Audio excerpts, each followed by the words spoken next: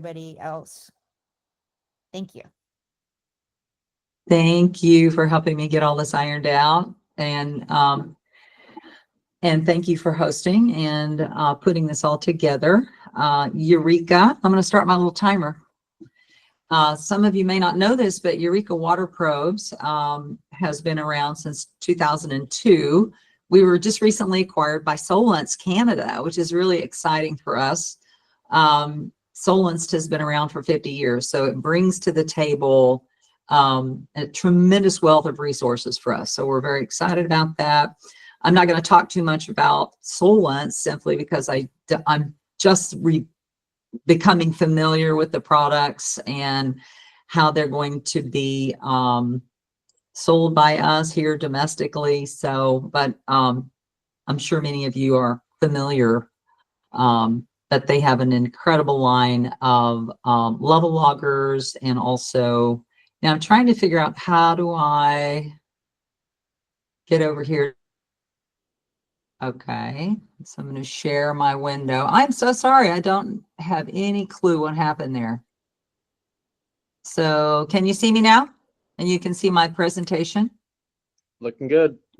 Okay, so sorry about that. Can I reclaim my time? We hear that a lot. Yes, absolutely, you can reclaim your time. I had to use that. Okay, so as I was saying, Eureka Water Probes was recently acquired by Solinst, and that brings to the table a lot of incredible resources for us. So we're very excited about that. I'm sure many of you are familiar with Eureka Water Probes. We are now Solinst Eureka, but we're still a US-based LLC, so we're not necessarily a Canadian company. So any products purchased through us will still be purchased through Solinst Eureka, and we have to consider Solinst as our parent company. I'm not going to talk too much about the Solinst product line because I'm still learning, but many of you are probably familiar with Solinst. They sell an incredible line of level loggers, CTDs, and so you can visit solinst.com for more details about those. We are very focused on multi-probes. We have a wide variety of models that will accommodate multiple combinations of sensors. So how we like to approach it is the end user tells us what they're trying to do. I like to ask lots of questions about the application so that I understand exactly what the end game is. And then we would configure the multi-probe that is appropriate for the job. So we don't limit you to purchase a particular standardized model. You tell us what sensors you need, and then you just buy what you need, with, of course, expansion capabilities if you want to add things later. We do have the largest selection of water quality sensors in the industry. I'm pretty confident that that is a true statement because we do third-party a lot of sensors, CO2 and TDG.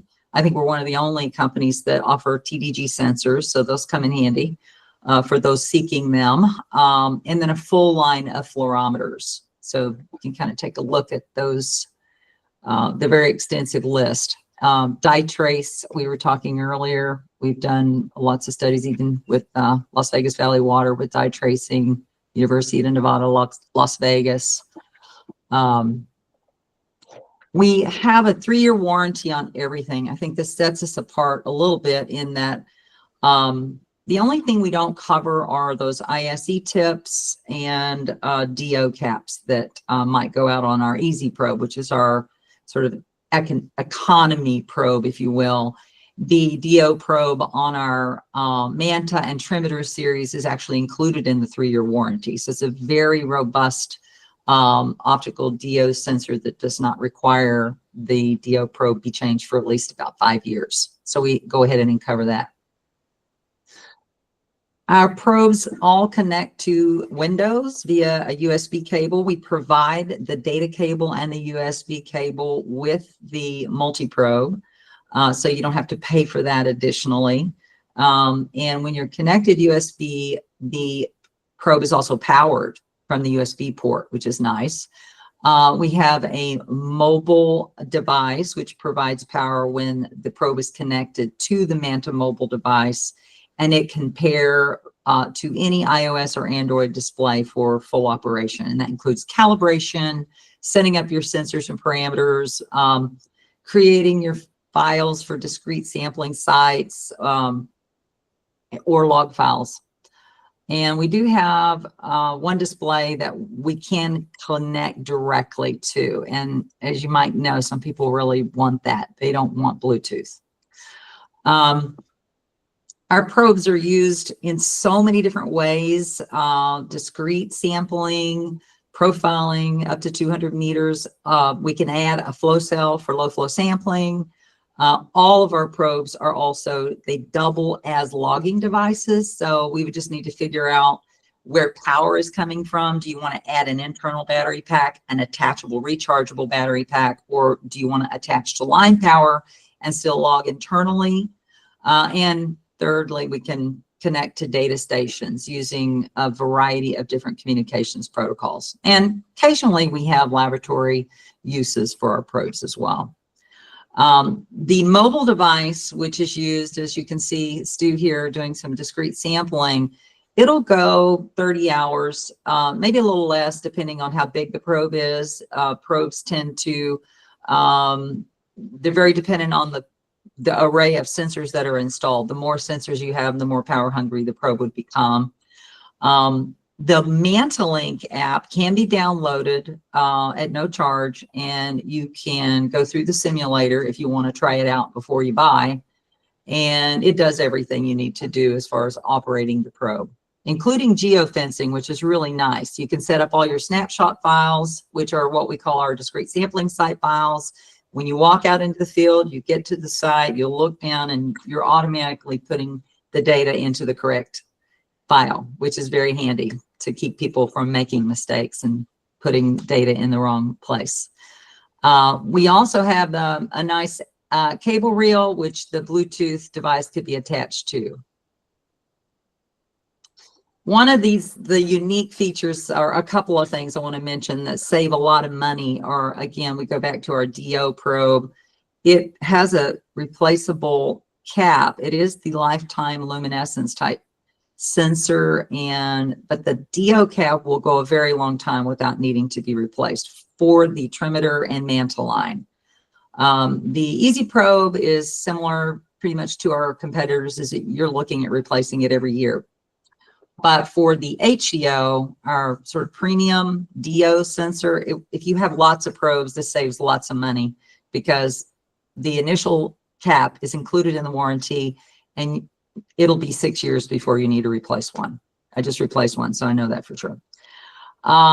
pH sensor, we use a separate refillable reference. So again, that's a cost savings so that you're not having to buy these consumable pH tips, which can run into money.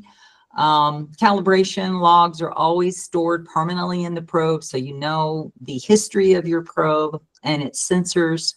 And we use a very heavy-duty marine bulkhead connector. So in comparison to a lot of other things I've seen out there, it's pretty robust.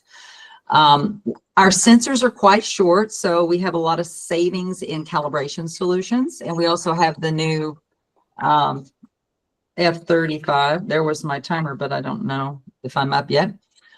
The F35 features this replaceable little nose cone, and for situations where you have a lot of fouling, it's a great choice because it eliminates having to clean between these sensors.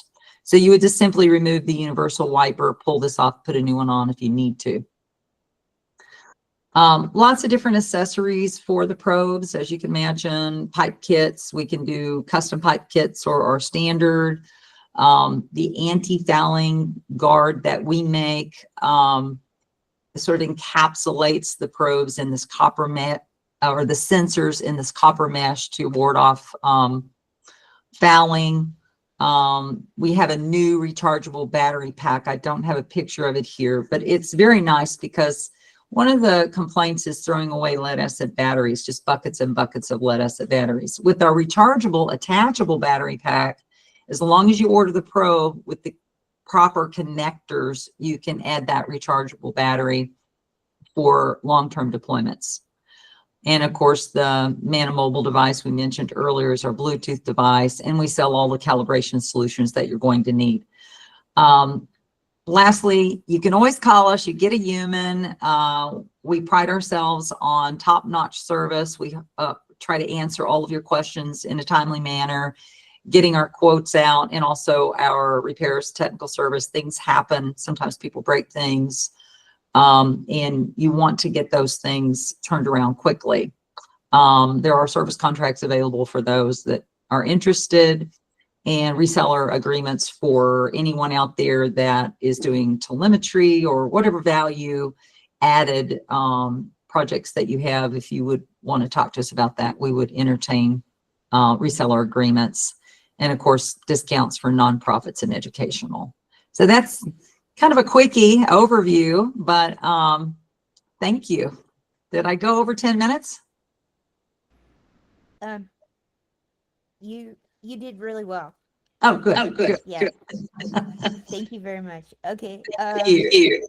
So our next speaker will be Aquatic Sensors. Sounds good. One moment while I get this teed up.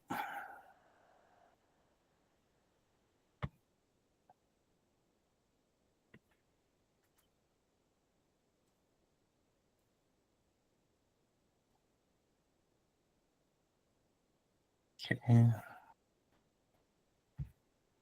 Excellent. Can you guys see my screen? Good to go. Yep. Okay, excellent. All right. And actually one last thing. Get picture going. Well, sorry, bear with me again.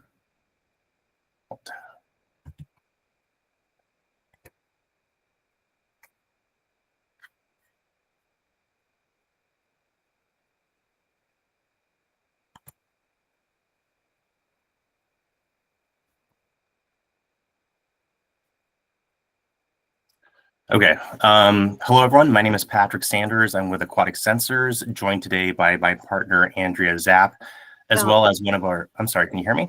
Yeah, I can hear you, but your presentation is now missing from the main screen. Oh, okay. You guys want the presentation too? Okay. Is this a lot for 10 minutes? Bring up the presentation and then picture in picture and then.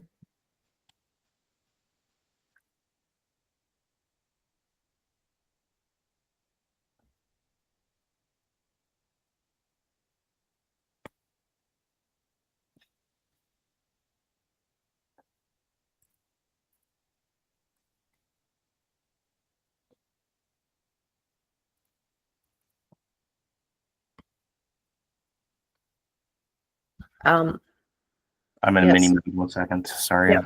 How about I present and then you talk? Sounds good.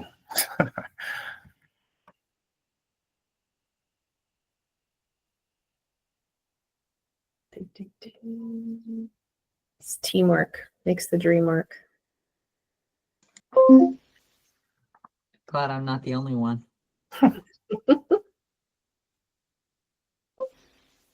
Nice. Okay, here we go. All right, so hello everyone. I'm Patrick Sanders, joined by my loveliest colleague, Andrea Zapp, who I always need, case in point. Also joined by Nathan Lawrence. He is one of our partners from a company called A&B Sensors based in the UK, and he has one of the sensors that we'll be going through in this presentation. And yeah, just a quick note about Aquatic Sensors. We're about 3 years old as a company. Andrea and I have been in this industry for almost about 24 years each, which sounds crazy saying it out loud, but it's the truth. And during that time frame, we've seen a lot of things happening within the industry and a lot of pain points, a lot of needs that we see as being unmet. So we developed this company to be able to find technologies from around the world that we feel would have good utility for limnologists, lake managers, oceanographers, coastal monitoring people, and so on and so forth. So this presentation will be a snapshot of some of the highlight technologies that we provide. So we first start off with probably our most popular item. It's our lab-grade precision field microscopes from a company called iLight based in the UK. This is a great platform for people interested in algae monitoring as well as harmful algae bloom monitoring. Taking a microscope, a traditional microscope out in the field is just not something that is convenient to do. And this unit is designed for field use. It's battery powered, it's very portable, it folds up and goes into your pocket. And you just take a couple of drops, put it onto a glass slide, and then you can see what's happening from a microscopic perspective within your samples. So what's great about this is that it connects to your smartphone or a tablet per se, and that becomes your viewfinder for the instrument. And because you're using that as your viewfinder, you can also take images from your smartphone and send those images to colleagues, obviously save them locally, and so on and so forth. If you have taxonomic skills, you're able to do the identification right there on the fly. If not, you can send the images to a colleague, and that colleague can do the identification for you. And if you don't have a colleague that can do this for you, we actually have an AI program which works directly with the 2mm version of this microscope, and it automates not only the identification, but also cell counts. So here's what it looks like. The image on the left-hand side is an example image of what the 2mm iLight takes as a picture. And as you'll notice, there's rectangles and squares around the different cells. That's the Bloom Optics AI in action. It's automatically identify each cell and giving a confidence level in terms of what it believes that it is. There's a 94% accuracy of these cells amongst 6 different taxonomic groups. And what's nice about this is that you can take as many images as you want and send uploads and get readings within 30 seconds. If you're someone that currently sends samples back to a professional laboratory for this service, then you guys know how much that costs per sample. So imagine being able to have an unlimited amount of samples that you can send into the lab at no additional cost. You get automatic weather and geolocation data along with the images, and this is very helpful to be able to see what the different HAB drivers are. So you could see, okay, well, maybe last April, mid-April, whenever the temperature is at 55 degrees and the wind is such and such, then there's a higher probability that a bloom might be starting or something to that effect. Anyways, more data is more power, and that's what this platform enables you to do. Moving on, we have the A and B sensors calibration-free pH and temperature sensor. As mentioned, Nathan Lawrence is also on the call as well, and he's the CEO and co-founder of this device. So he'd be more than also happy to talk about questions after this presentation is over in the roundtable. So this is a self-calibrating unit. So what does that mean? Essentially, there is a built-in reference tracker within the instrument that automatically tracks the drift that's happening, and that happens to all pH sensors. And because it tracks that drift, it actually is able to make compensations on the fly. So anyways, that's sort of the secret sauce in terms of why it's calibration free. It also is a solid state unit. There are no glass bulbs, and so it's very robust for field use. You can store it wet or dry, and there's no need for pH buffers. In fact, we say throw those away. You guys don't need them. And therefore, you've got cost savings, not only in not having to buy calibration standards, but also the amount of time that's needed for recalibrating these types of sensors.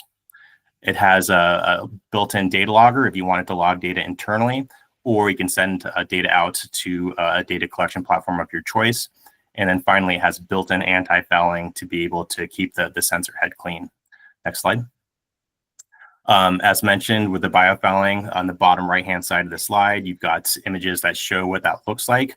This is a 6-month deployment in a very productive environment in the Mediterranean, sort of the before on the left and the after to the right, but the data is clean throughout. The graphs that are in this image kind of show the reference tracker in action. You've got the sensor data in blue on the left-hand side, and then the reference tracker in red. You combine those together and do the drift correction, and your data that you get looks like the graph to the right, and away you go. Next slide. The next technology we want to share is the Chelsea Technologies Trilux 3-in-1 complete algae sensor, algae/HAB sensor, if you will. This is a very unique sensor in the marketplace. You get chlorophyll as the standard parameter, and then you get to pick 2 out of the next three parameters: phycocyanin, phycoerythrin, or turbidity. And for those three sensors, it's great because you just have to buy one versus buying three. Purchase price about $3,500 for that unit.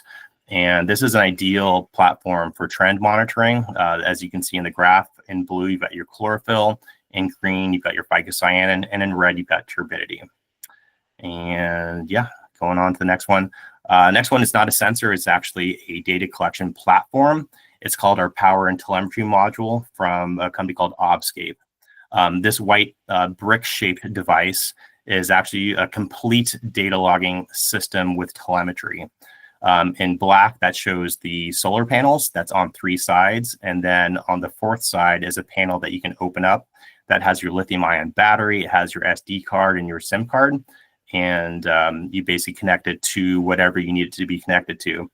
This is our water quality PTM. So you can have this set up for integration with an A and B sensor, with a Trilux sensor. Shown here is an In-Situ multi-parameter sonde, but YSI exos can also be integrated to this as well. Very field rugged, compact, low cost. Compare this to a traditional data collection platform where you've got your external solar panels, you've got your weatherproof enclosure, your battery, your data logger, and all the programming involved. There's just so much simplicity in this platform. You can be up and running in minutes. Finally, not only cellular, but satellite is available if you're out in a very remote location. Iridium is the current method, but in the future, we're going to have Starlink available as well. And there's a free data portal for life that you can customize and basically put your own logo on it for your own use, or you can use an API to send that data to your web server and what have you. Next slide. So the PTMs, now another acronym that we use, again, Power Telemetry modules. These are other flavors that we offer. I already talked about the water quality platform. You can use this for a time-lapse camera, for a weather sensor platform, a precipitation gauge platform, and so on and so forth. But anyways, it's a very exciting product. Next is in-field submersible nutrient sensors from a company called Clearwater Sensors that we're also very closely partnered with. These are lab-on-chip devices, and pictured here are 4 different platforms. You've got nitrate, phosphate, dissolved iron, and silicate. They also do a pH sensor as well, but for the lake management community, the nutrients are typically the ones that are most focused on. Essentially, it's the laboratory. Oh, 1 second, go back. It's the laboratory procedure in a canister, and you get lab quality data from these units, and we talk more about that in the Q&A section. Next. Next is our Seaber water quality micro AUVs, shown on this picture right here. We brought one of these with us to Lake Arrowhead at one of the most recent CALMS events. And the pain that this instrument solves is the ability to cover just a tremendous amount of area and gather data for it. So we have 2 different water quality platforms. Excuse me. One is an AML oceanographic unit. The other one is an RBR CTD. And imagine being able to deploy this in the lake, in any lake of choice, and gather water quality data anywhere it goes. We do vertical profiling down to 300 meters, and you can travel just a wide range. In fact, this sensor was deployed across the English Channel a couple summers ago, and it still had 1/3 of its battery life remaining after that journey. So it's a very robust workhorse. Other payloads include for bathymetry, photography, video, as well as eDNA sampling and more. Next is our Ocean Space Aquatic Imager. This is basically a flow-through system that takes pictures of absolutely anything that flows through this 1-inch flow cell. So basically everything from small aquatic organisms, zooplankton, fish larvae, microplastics, etc. It's imaging and enables you to create an image library of anything that passes through the optics. And then you get to define what it is that you're seeing that then goes into AI and machine learning for future usage. Finally, this is not a sensor. These are our UVC anti-fouling lights. These are great for any type of submerged sensor where biofouling is a challenge. Everything from biofilms, algae, barnacles, mussels, etc. Essentially, you program this light to turn on at an interval that you select and point it wherever you want it to go. And it's going to neutralize anything that wants to try growing in its place. So you can see the picture right here, kind of a before and after, and the picture speaks for itself. Thank you for your time. I look forward to the Q&A. If not, we will move on to PME. Okay, great. Give me a moment here to pull this presentation up. Can everybody hear me all right? All right, thank you. I didn't share screen. And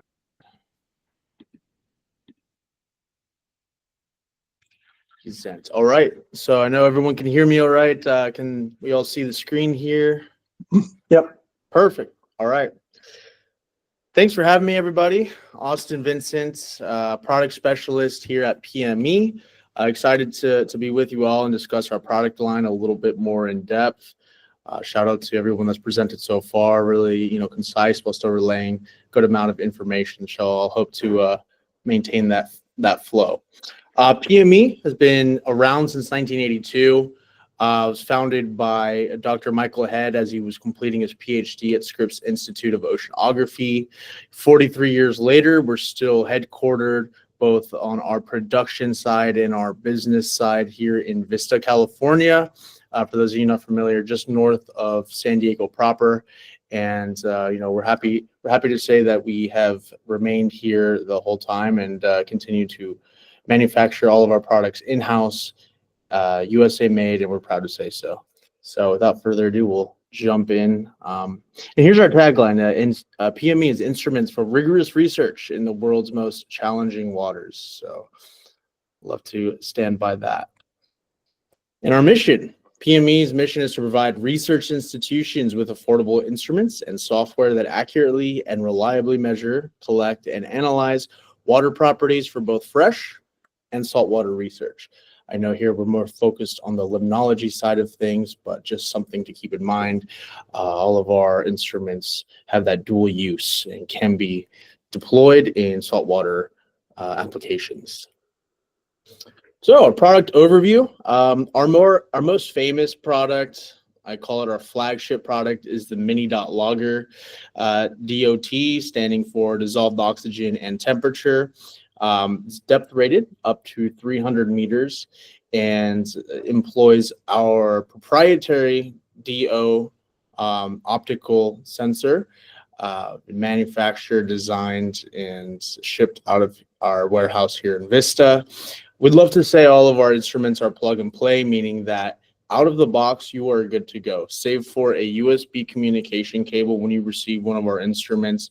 All you need to do is make sure the batteries are in, it's turned on, and it's maintained a proper seal, and you're able to deploy and start collecting data. All of our instruments feature field replaceable batteries. Across the board, we use AA lithium batteries, except for our seafloor line of loggers, which I'll get to, which employ C-cell batteries. But any of our loggers instruments you can power using batteries that you can get at any store that's around you. FCA is an exciting new feature for our Mini Dot and Mini Dot Clear. It stands for Field Calibration Adjustment. So previously, our stance was a recommended recalibration, annual recalibration. But recently, with feedback we've received from customers, internal review, and the release of this field calibration adjustment technology, we're revisiting that. And we're confident to say that the useful life of a Mini Dot is now extended to 2+ years, especially when you utilize this field calibration adjustment.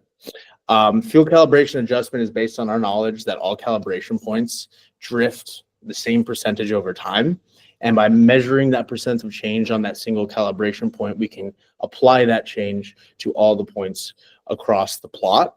Obviously, it's not as robust as a factory recalibration, but it does a really good job of extending that usable lifespan of the Mini Dot and Mini Dot Clear to ensure that you're able to get data for these longer term deployments and don't have to worry about losing data and having to send it back here to the factory.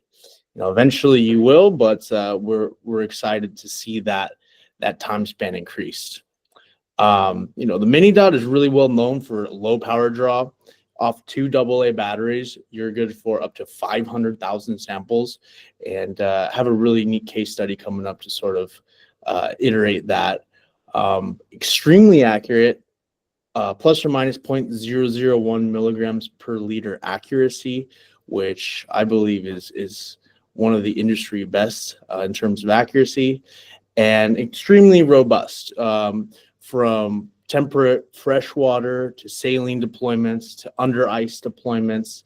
The way that we've constructed the mini dot, it really takes a beating, and we have a very efficient sensor and one that will last a long time under a variety of conditions. Mini dot, flagship product. Again, we've sold over 12,000 units, and it's probably what we're best known for. Moving on to the mini dot clear, almost the same exact product, same sensor, same technology, circuit board, etc. But you can see here we feature the transparent P case, short for pressure case, and an LCD screen for you to observe data, quote unquote, real time. This isn't a telemetry enabled device, so when we say real time, physically viewing the screen and observing that data real time is what we mean by that. But developed a little bit more for these aquaculture applications where you'll have farm techs doing their daily temp and DO logs, and instead of having to compromise the seal and plug the device into a host computer, you're able to check out what the DO and temp is at any given point. Now the depth rating is 100 meters when compared to 300, and I'm sure you can tell that is due to the pressure case. But again, a lot of our applications are freshwater, so not needing really deep ratings there. Moving along to the wiper, something to keep in mind: all PME instruments can be integrated. We can integrate a wiper into any one of our instruments. And this is really neat because for any application where you're anticipating a lot of biofouling, it provides that peace of mind. I mean, you can't replace physically wiping the sensor spot with a brush with just about anything. I mean, we all are aware of copper and different sort of solutions, but besides physically checking the instrument and making sure the sensor is clean, in my opinion, the wiper is your next best bet. Again, powered by AA lithium batteries, so independently powered and self-contained, and each pair of batteries will give you anywhere between 2,000 and 2,200 samples, wipes, whatever you'd like to call it, and that is dependent on your wipe interval, which is controllable via the included software. So you can wipe anywhere for once every few minutes, once every 6 hours, once a day, depending on the trophic level or the biofouling that you're anticipating encountering. So here, this is my DO page. Moving along here to, but before we get to PAR, I want to highlight this case study, which sort of brings to light the mini dot's efficacy under ice. So this was a really exciting case study. Use case we just received from a professor at University of Wisconsin-Madison. We asked if we could use his name. He hasn't gotten back to us, so it's not a no. It's just haven't heard back. So for now, we're keeping the name, image, and likeness, if you will, away from the presentation. But really cool news here. So he wrote to us, "I just found one that we lost during COVID-19. It recorded every 30 minutes for 6 winters and was still recording when I found it. There's even no sign of drift or sensor fouling. Thank you for making an incredible instrument." I mean, this was music to our ears. To the best of our knowledge, the previous record was another mini dot that was lost during a COVID deployment, and that was around 3 years, which is still phenomenal. But a 6-year deployment and retrieval, to see that the logger was still not only working but recording data and didn't show signs of drift, was incredible to us. Over 100,000 samples were recorded, and he is going to go ahead and share the data graphs with us so we can come up with a real case study here. But Obviously, under ice, you're not going to have to worry about fouling as much. But we were really, really keen to see this one come through, and speaks to, the robust aspect of our mini dot logger. So our next parameter that we offer a solution for is PAR, photosynthetically active radiation, and we have our mini PAR logger. The mini PAR logger looks very similar, as you can tell, at least the logger portion, to our mini dot. And the same goes for the inside. You have a circuit board, couple of AA batteries, micro USB port to offload your data and access the included control software. And here we have a depth rating of 100 meters. Again, all of our instruments are plug and play. Besides a USB communication cable, you don't need anything else. No software, no caps, nothing. So the mini PAR is great that it also includes a tilt sensor. As we all are aware, light comes down from the top, and if the mini PAR is not pointed somewhat vertically, you'll have somewhat skewed data. So if you see those skewed data points, we have a tilt sensor to sort of cross-reference and make sure this is not some anomaly, or maybe it's just caused by the mini PAR tilting. Again, we integrate a wiper. We are able to integrate a wiper with all of our sensor and logger solutions. And here's a good visual of how we do that with the clamp. And there's the actual wiper there. You can see it physically would wipe the sensor spot.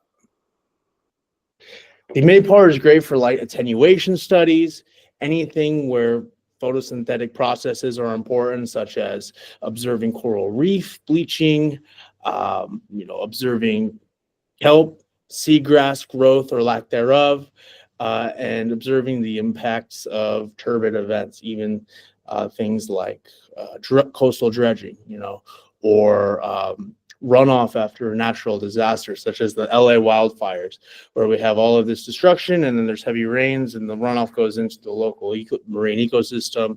And we've had researchers using mini PAR loggers to study attenuation to see how the turbidity has affected that light, reaching different levels of the water column. So really popular instrument. We find that it's well received within the industry and a lot of word of mouth referrals on that end. Moving on, I was hoping to be teed up for this one because here with our seafloor logger, we actually integrate Turner Designs line of seafloor sensors. All the parameters listed here are available for the seafloor logger. Keep in mind that it is a single parameter solution. So while the logger has an interchangeable function, meaning you can swap sensors in and out, you'll only be able to observe one parameter at a time. That being said, it is very cost effective when compared to some of the multi-parameter solutions, which are incredible. I think the multi-parameter solutions are so robust and cool to see, but sometimes you're just focused on one parameter, and that's sort of where we come in. The seafloor logger is rated for 100 meters. Again, 11 Turner Design sensor parameter options available. Oops, sorry. And this is the only instrument where the batteries are slightly different. Again, everything else is AA lithium batteries. Seafloor logger utilizes 2 C-cell batteries. And here, continuing with the theme of an integrated wiper as an option for those high fouling deployments. Here you can see the actual optical sensor there and where the wiper would physically wipe the sensor. We used to carry the Cyclops 7 line and had an associated logger, if anyone's familiar with our company already and wondering where that slide is. Recently, Turner announced that line would no longer be available. So we're excited to fully lean into the seafloor logger. I think it is a superior product. What with the increased sampling capacity, they were able to dramatically reduce the power usage. So now 2 C-cell batteries will give you, instead of 28,000 samples, up to 200,000 samples, 7-8x increase using the same batteries, which is awesome to see. The sensor construction is titanium, which is incredibly strong compared to stainless steel that was previously previously used in the Cyclops 7 line. And my favorite advantage of the seafloor logger is that it ships pre-calibrated. Previously, with the older line of Cyclops 7 units, you would have to purchase a calibration standard. And if you're not familiar with that process, it could be kind of a roadblock or a speed bump, if you will. Now, it really just does ship turnkey. And once the sensor and calibration materials are uploaded via the software, you're good to start recording logging data. Accessing the data and the control program is the same as our Mini-Dot and Mini-Par line of products. USB communication cable into the port, into your host computer, and you're able to access all the features of the logger.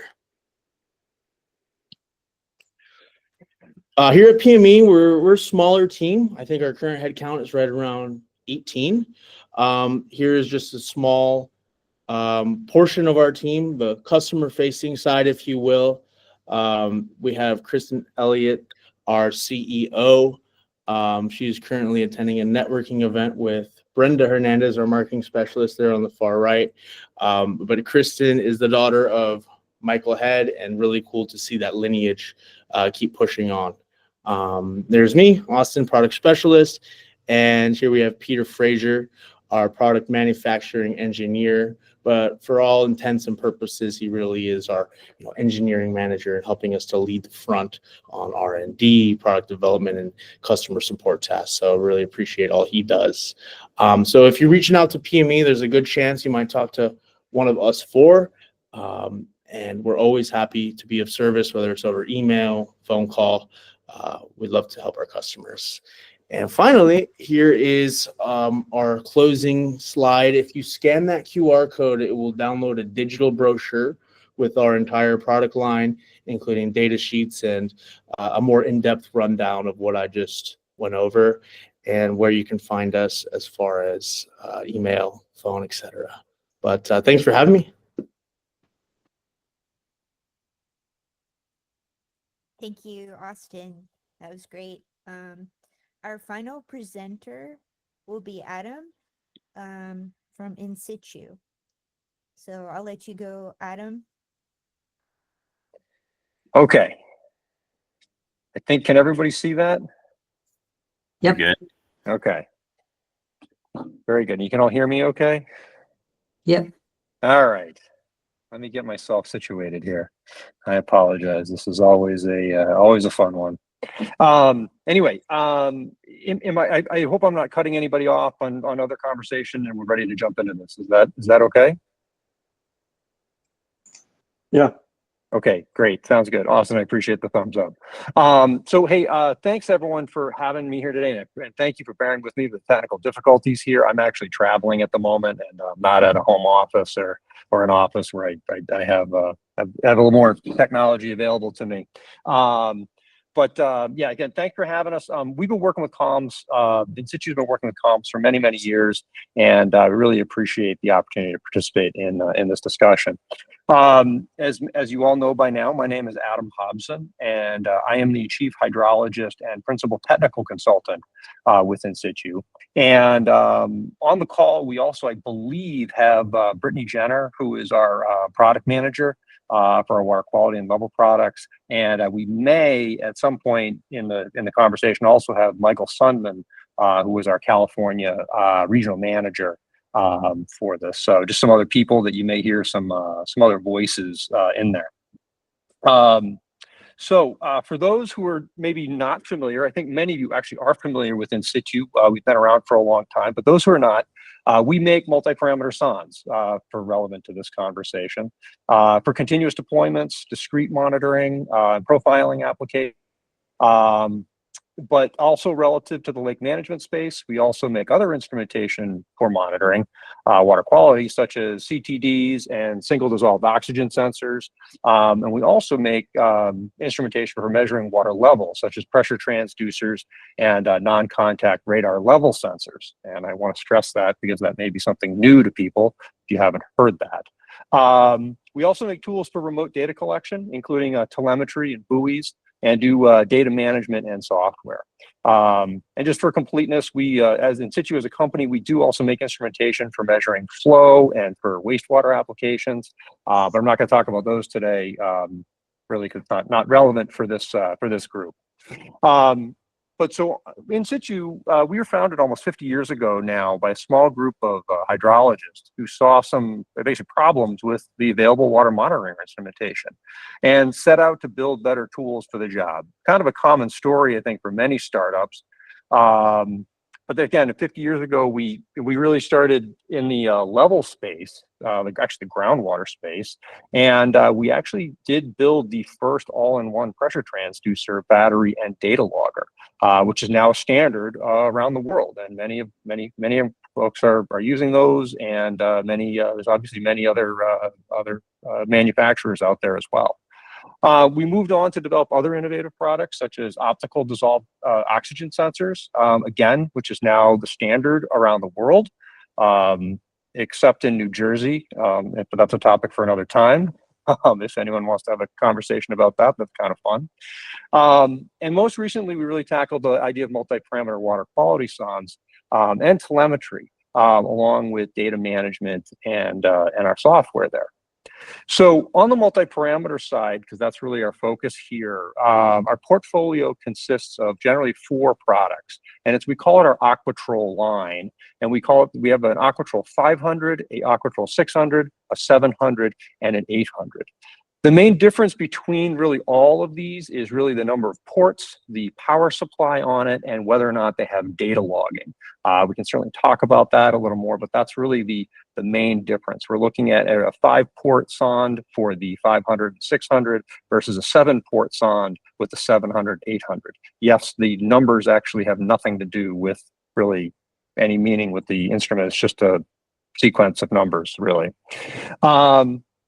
So we really developed our multi-parameter sondes really to solve what we consider a lot of the common issues with water monitoring instrumentation. Something that I think anyone who uses instrumentation should be very well familiar with. And these really deal with that these instruments tend to be really complicated to set up and use. They're expensive to operate and maintain. They're not accurate, and they're not reliable. And those are the things that we really decided to focus on. And when we built this, actually is about 10 years ago now. So how did we really do this? Well, we focused on 2 things. In part, we wanted to develop sensors that are flat-faced and are interlocking. And then we also built the sonde from the beginning to work with a mobile app. This was really, was really critical because we found that there was a challenge using dedicated handhelds. We wanted to be able to move this into a different space and have some flexibility in what we could do with the sonde. So talking about some of these sensors and what we have, these flat-faced interlocking sensors, many advantages to them. They're really easy to clean, easy to maintain, which makes deployments really easy and kind of easy to do and long-lasting. And with all these sensor faces basically in one plane, they're easy to clean with an automated wiper. Pretty standard for most multi-parameter sondes. But we have something like that as well. Wipes both the face of the sensor plus the inside of the cap that's on the end of it. And also it's on a slip clutch, which is really nice, so you don't have to worry about breaking it if you move it. But the other thing is these interlocking part of these sensors is key because there's no space between those sensors. So that actually really reduces the amount of fouling that actually can occur on that, and then can prolong your deployments because you're not going to get as much fouling, and actually just makes maintaining the sensor that much easier. The sonde and sensors are really designed to be low maintenance so that they can be deployed for longer periods of time. Battery life on these is typically greater than about 6 months, running on 2 D-cell batteries, and calibrations for the most part is as needed. Now, for those sensors that do require more frequent calibration, such as pH is a good example, we often see sensors going 3 months or more between calibrations, but certainly that's dependent upon the environment.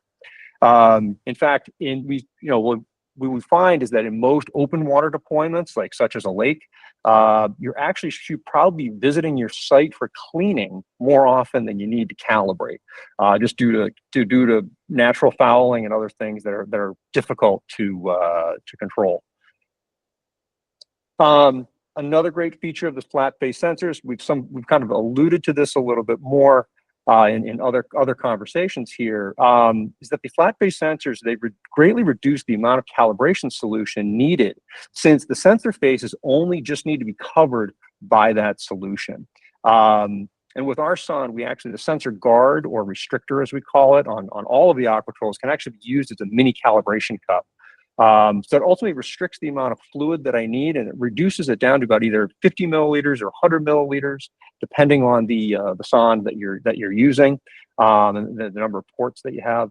Now, not only does this make things a lot easier, but actually results in a significant cost savings. If you're only using 50 to 100 milliliters of solution, that's dramatically different than potentially the 200 or 250 you may be using with other products.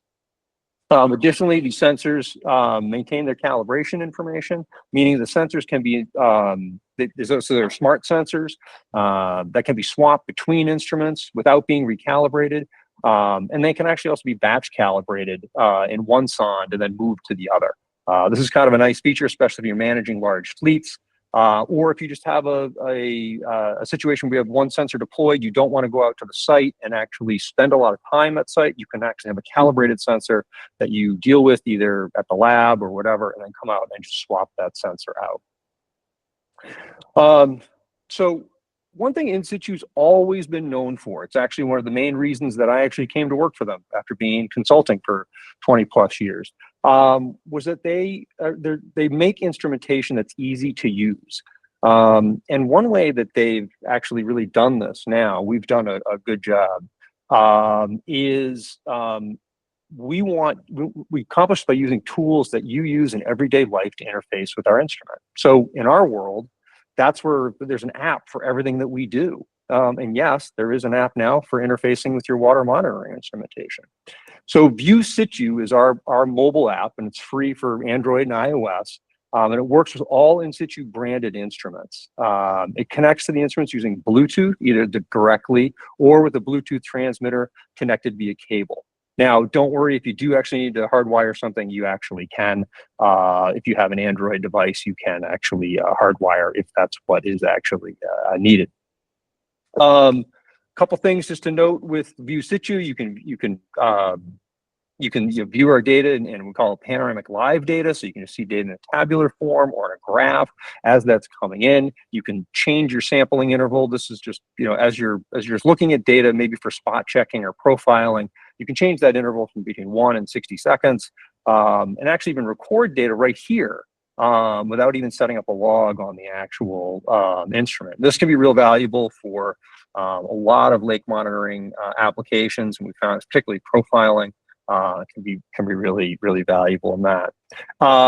We also have this calibration assistant in here. And this is, I think, one of the most amazing things that we actually offer, in addition to not using less calibration solution. This calibration assistant walks you through every calibration step with very detailed written instructions and pictures. And this is it's game changing. Most of the time when we show this to people, we just give them the instrument and say, I know you're worried about calibration, just try it. And the only thing that they really have to know is basically how to spell calibration and what button to hit and what they're calibrating. And then it walks you through the entire process on there, which is great for people who may be citizen scientists who are actually not quite familiar with this, maybe people new to the instrumentation and new to the water monitoring field, or as I always like to say, those of us who have been around a little bit longer and maybe haven't done it recently, we can still actually follow along and get this done. With this calibration assistant, you also get calibration reports that can be pulled off of those sensors, regardless of, it's because remember the information stays on the sensor, so it's dependent upon, it doesn't depend on the Sonde you're putting them in. And yeah, you can actually really kind of maintain that data QC that you really need for that for the calibration records that you need. Another really big thing that we do, because we have built this to work with an app, and we also have a cloud-based platform called HydroView, your data can actually get uploaded automatically from the app right into the cloud so that you can access it at any time. This is a free service. It's open to everybody. You just have to sign up for an account. But this is a little bit of a game changer. No longer do you need to download data in the field and then wait till you get back, and then I gotta either transfer it off or I gotta maybe email it to something else or whatever. Now, as long as you have data connection on your smartphone, you can actually, that data will immediately appear into HydroView. And this will include your logs, your calibration reports, these live readings, all of this information that you may have, that you may be pulling off of the Sonde. Couple things just to wrap up real quick, just to note that other things that we do, we also do make telemetry and buoys as well for deployments. And this is actually a great thing. We offer a cellular telemetry that runs off of D-cell batteries, so no solar panels required. Actually works again with the In-Situ app and our HydroView account, which is that mobile, cloud-based platform. And coming very, very, very soon, a little bit of a kind of a spoiler alert, we're actually going to be able to speak SDI 12 with our telemetry unit, which means you'll be able to hook up any other instrument that speaks SDI 12 to our telemetry stuff. And then that will then be able to pull right into our HydroView ecosystem if you like, or you can use your own network as it may be. And then lastly, we have our rugged buoy, which is basically a custom designed really for our Aquatrol line and our ViewLink, but it could actually be used with other instrumentation as well. But it's a lightweight buoy. It's only 35 pounds, and it can be deployed by just one person. It can be easily transported. It can also easily be shipped if you need to do that. It can be used. We're using it quite extensively in a lot of different lake monitoring applications, but also near coastal type environments as well. I wanted to go quick because I wanted to leave time for questions and all that and have the discussion, but I did just want to quick say this is contact information for myself and for Michael, who's our California sales manager. Certainly reach out to either one of us with questions. And with that, I'm excited to get on to the more discussion part of this.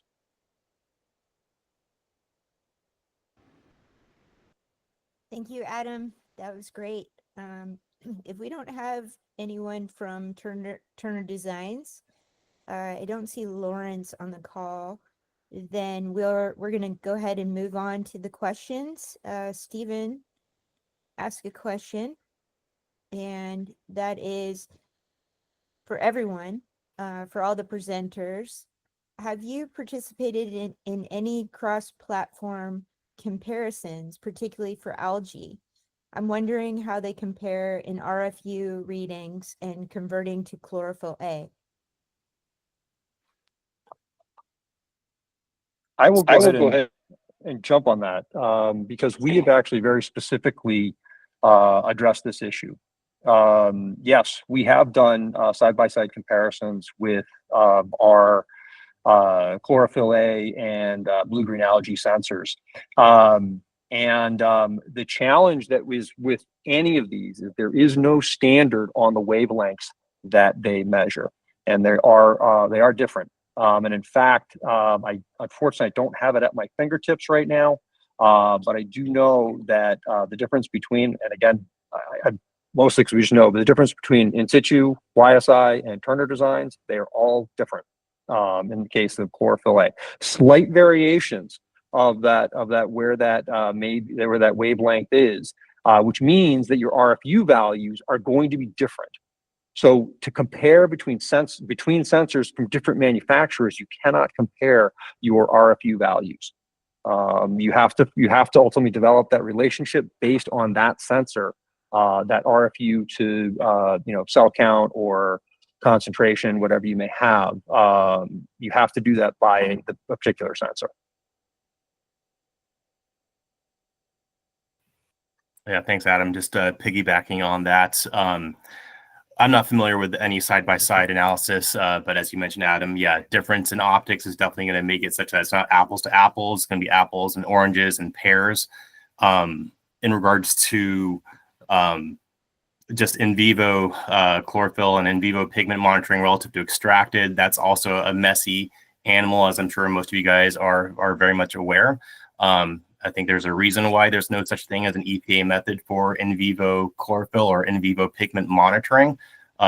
So yeah, it's just kind of a, it's hard to standardize. It's hard to do a cross comparison. But yeah, great question, Stephen. Shouldn't you be able to dial in across various sensors using the same standards and then checking, across different concentrations for linearity? Or wouldn't that bring unlike sensors a little closer in terms of what they would yield? It would, Joe. I think you got a good point. I think if you have a known standard that you're comparing against, whether a known concentration or a rhodamine solution or whatever you may be calibrating with, you certainly can do that, and that would then give you a standard from which to compare. So then you could say one sensor has RFU of X, and then the other one's Y, but those are the equivalents. You certainly could do that. I think again, I think with one of the challenges with just algae monitoring in general is just developing that correlation to actual real world conditions. And that actually can complicate things a little bit, but you're correct. I believe that's a good statement about could get it a little more in line.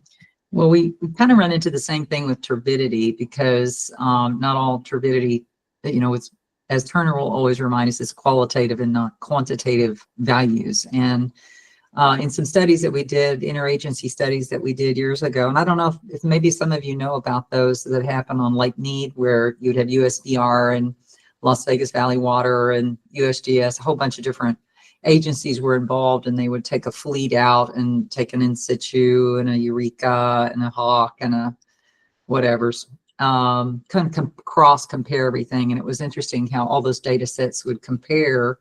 Often you would have turbidity just tracking beautifully, but there was always going to be as much as maybe an NTU or 2 or 3 or maybe even 4 offset, but they would all track one another over so a lot of people get very up in arms about this kind of stuff because they want their historical data sets to match. And when YSI switched from the older series to the EXOs, that went out the window, and everything was on a new, starting from a new sensor technology essentially. But anyway, just thought I'd throw that out there because people get too hung up on these fluorometric readings, I think, and it's more important to focus on your study and what's your objective and correlating your values to your water body that you're studying. Yeah, I couldn't agree more. Yeah.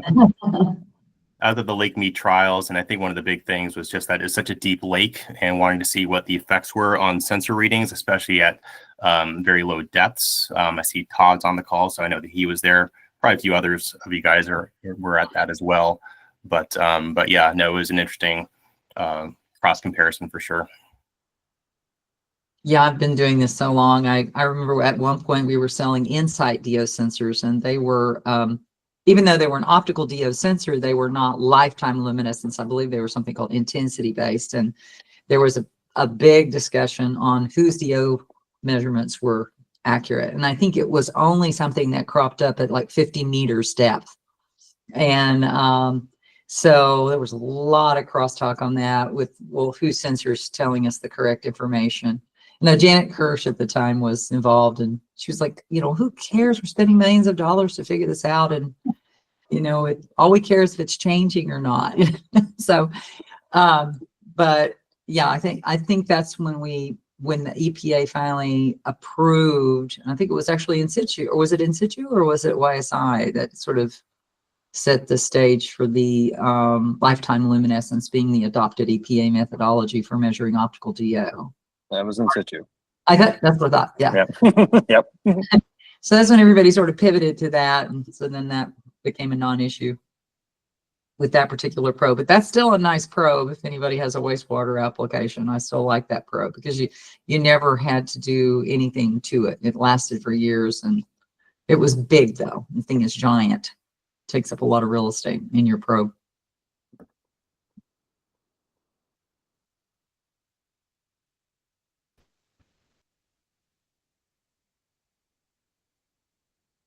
I had a question for Austin. Can we ask a question? Yes, you can. Go ahead, Joe. Can you hear me, Austin? Yeah. This is regarding the Turner Designs fluorometers and the issue with factory cal. I recently was working with a customer here in Austin. We sit on top of this karst formation, and so we have a lot of dye trace studies that happen with the Bureau of Economic Geology and Barton Springs. If you've ever been to Austin and went to Barton Springs, you understand. And they were they purchased some calibration solutions from Oakton, I believe it was, and using those known standards, what I thought I would do, because, and the other thing that, they have a variety of different fluorometers that would measure rhodamine, and maybe a combination of Cyclops 7 and seafloor. And so to bring everything into the same, everything on the same platform, if you will, I advised them that it would probably be good to calibrate with a known standard so that everything is tracking with one another. But what was interesting was that Oakton standard, when we poured it in, it was a 121 ppb rhodamine standard, and it was reading like 47 straight out of the box, and it was a seafloor. And I found out, not all, well, maybe, okay, it was either rhodamine or fluorescein. It was fluorescein, that's what it was. They're not all created equal. Do you ever run into that with your customers? Because, there is a range associated with that sensor. I think it's like 150 ppb or whatever it is. I'm making this up, but I don't have the spec in front of me. But That's exactly it should have been way closer than 47. I would have expected it to be. And then I found out from Lawrence over at Turner that, not all fluorescein dyes are created. So I just didn't know if you ever run into that situation where you have to explain that they characterize those sensors for a specific dye. And I didn't know that there was that much difference between fluorescein dyes.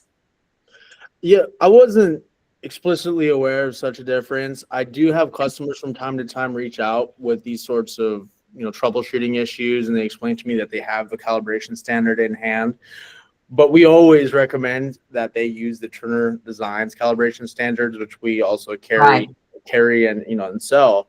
So anytime that somebody comes to me and has calibration issues with a known standard in hand, I will immediately direct them to ordering the calibration standard from Turner Designs. I wasn't aware there was such a disparity between different standards from different vendors. I always just automatically recommend Turner. But that is good to know if other customers experience those sorts of issues down the line. So yes and no, if that answers the question.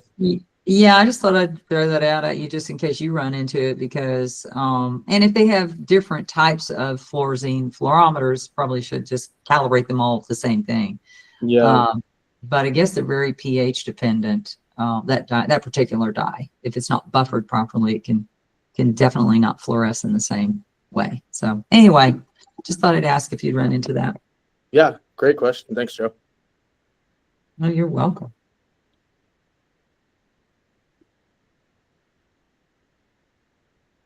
And then was it Patrick? Were you the one with the Obscape? Yes, we carry Obscape. Do you have reseller discounts for that little telemetry? We do third party telemetry. We don't make our own, but that looks really cool. Yeah, so as mentioned, as shown on the slide, we integrate with other multi-parameter sondes, such as the In-Situ as well as the EXO. So yeah, we can talk offline in regards to making Eureka compatible as well. So yeah, let's talk offline. Awesome. Do you run in, Patrick? Do you run into any power, having to add additional power depending on the power load of the connected device? Yes. So essentially, we've got external solar panels that can be added, as well as external battery packs. So yeah, dependent upon the sensor load for sure, as well as the frequency of sampling, the amount of solar radiation that you're receiving at the location. So. Any more questions? I was kind of interested to hear a little bit more about the nutrient sensors that you were talking about, the lab and the chip sensors. Yeah. So not sure where to begin. I'll speak briefly. If you could turn off or mute, thank you. Yeah, so developed at the National Oceanography Center. So it's a technology that came from oceanography and is deployed in freshwater systems as well. Phosphate is definitely the platform of most interest, especially within the lake management community, obviously because nitrate can be measured by optical means and other methods. So yeah, it's a laboratory procedure done on a very microfluidic level. And yeah, you get about 1,000 readings per cartridge until you need to replace them. It's very similar to the wet labs probe. It's called the Cycle P or the Hydrocycle. That unit was discontinued maybe about 3 years ago or so. So this is probably that's a comparable, but this one is more efficient in terms of how much reagent that it needs. It also captures the waste product, so you can dispose of it in a environmental way. And yeah, if you have any specific other questions, I'd be more than happy to dive into those. Do you plan on maybe setting one up for Mercury in the future? No, that's definitely not on the roadmap. I know it is on the roadmap, but I don't think I'm okay. So, in any event, it's not Mercury at that much. Okay. Are there any other questions? Ammonia is on the horizon. Thanks, Andrea. What is the price point on that? Andrea, I'll let you chime in there. Sure. Yeah. No. Depending on your flavor, anywhere from 30 to 45K. So phosphate and nitrate start around 30K for that. Not cheap, but it's laboratory grade. So.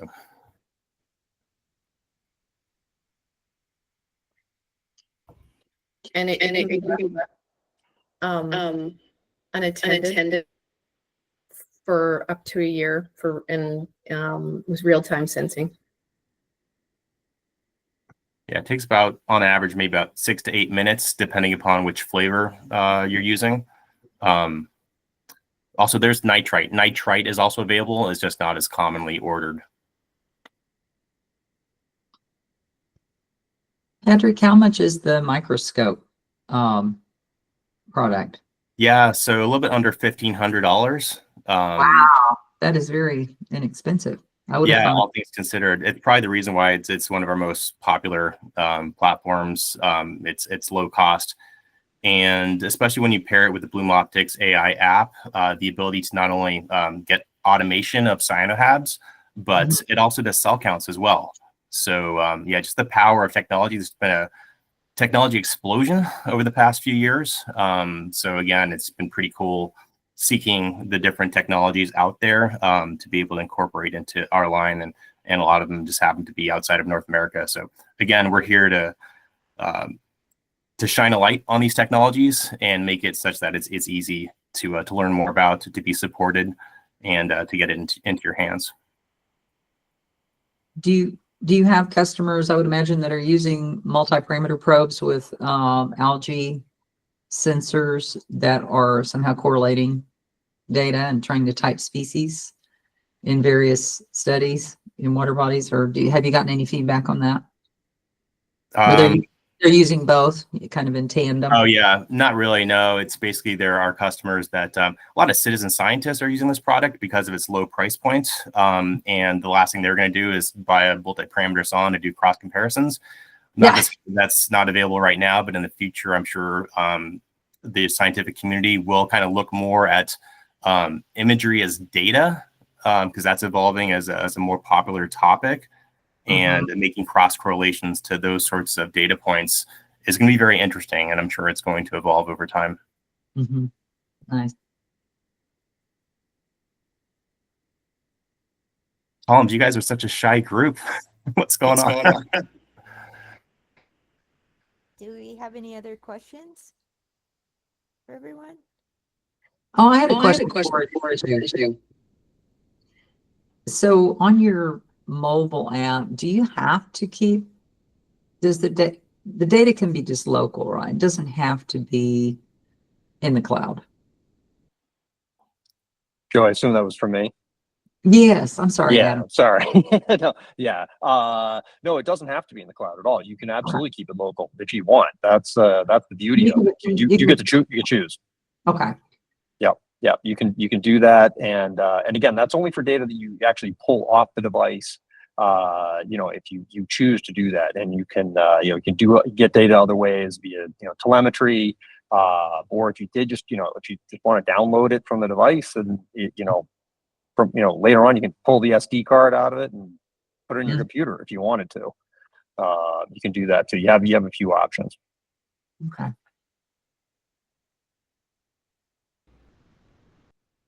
Hey, On the Trilux, Patrick, do you have third-party multi-parameter manufacturers that are using that sensor in their platform? So the traditional multi-parameter sondes, such as obviously yourselves as well as the other ones, no. Obviously Turner works with you guys, and go ahead. LG Sonics has hundreds of these in their their sonic system. Right. I guess Right. whenever I think of multi-parameter sondes, I think of the same form factor or the traditional multi-parameter sondes. So I apologize. Yeah. But, Not for. We've talked a lot to your Texan person down there, Joe. Forget his name. He does. We know Stuart Garner, but the guy who does like Austin and that sort of area in there. He's from Austin anyway. We've spoken to him. Yeah, Colin. About this as well. So LG Sonics is the overseas company that does the ultrasound. Yeah, exactly. Yeah, they do like the use sonic for clearing the algae in the lakes. So they can just take this standalone. It's not wipered though, right? We do have a wiper. Yep, no, we do. Or you can use our UV anti-fouling light. Oh, that's right. You have your little wiper that you can strap to it. So I've always wondered who LG Sonics. So I learned something today. I was wondering who they used. And they just tie it into their buoy, and then they can track what's going on. Yep. Nice. Yeah. And I think I want to say the Italian company, Chelsea's out of the UK, so they do have a lot of like European. There's what's the it starts with an I, the Italian company that uses Adrenaut? Yeah, Adrenaut. I think that's the one. They use the Trilux in theirs, I believe. Okay. Thank you. We're creating awareness, within North America with these, different platforms. So, thanks for the questions, and thanks for this forum to be able to just chat openly about this kind of stuff. It's great. It's very great. Yeah. So on those, when they tie in on your Trilux, does it do any kind of temperature compensation for the various parameters, or is it just sort of a raw value? No, it's not temperature compensated. No. Okay. I have a quick question while I have everyone here. In my presentation, I went over, PME branded products. Wondering whether there's any appetite for an OEM oxygen sensor, whether with the other vendor reps here or with anybody attending the webinar, because PME does have an OEM, DO solution that utilizes our same optical oxygen technology. So just throwing it out there, curious. We would, Austin. One of our companies is looking for that we work with. Okay, sounds great. Well, We'll Yeah. connect. Yeah. And you make that product here in the States, right?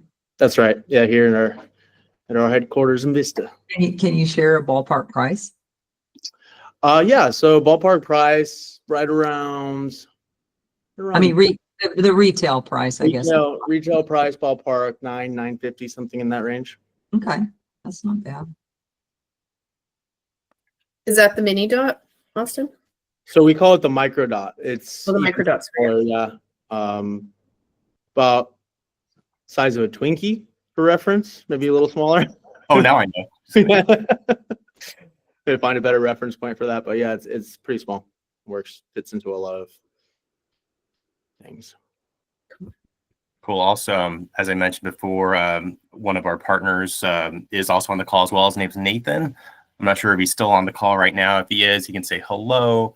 But if anyone's curious about calibration-free pH, I mean, guys, this is a pretty big deal. No glass bulb, no need to calibrate. If you guys have any technical questions about that, How does that work? That's technical. I'm still here, Patrick. Oh, awesome. Cool. Might be a big question, but how does that technology work? Let her rip. So it has a reference tracker. So when we set up the company, we spoke to a large number of integrators and manufacturers of glass probes, all around reference electrode drift. So we have a technology which monitors the drift in situ and compensates the measured pH for the drift. We've also developed our own solid state pH sensing element to take it away from the glass probe. So then you combine both the solid state reference tracker and the solid state pH probe, and you get your calibration free pH measurement in a nutshell. Nice. Okay. Nate, is there any possibility of making it smaller, or is the technology limited size? No, you can definitely make it smaller. We're limited by the PCBs that we have in there, and the fact that we've got real-time clocks and internal SD cards inside the sensor for logging. If you took all that out, you can make it smaller, and there's no real constraint on the size of the pellets or the front end, other than making sure you can manufacture them. But everything's manufacturable. It just needs a technique. What is the life of that sensor? So it depends a little bit on how you use it.